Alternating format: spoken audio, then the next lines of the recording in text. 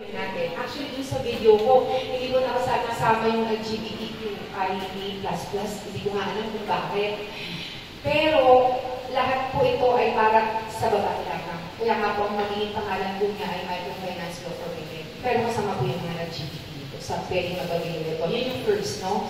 Pangalawa, nag-desisyon ako na gawin siyang batas because gusto ko siya panghabang buhay. Pangatlo, para maging isang Pilipino, napakahirap ko para magnegosyo.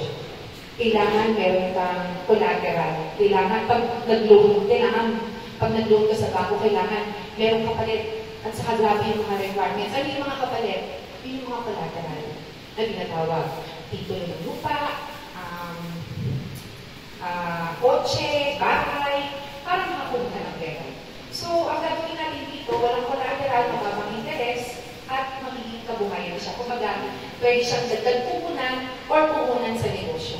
Para makapag-negosyo, makapag-start ng maliit na negosyo yung mga babae. At nakapag-desisyon din ako na gawin siyang batas because ayoko siyang mapolitika. Kumbaga, diretso yung application sa DSWD at sa online application. Hindi siya dadaan sa kababaihan activist.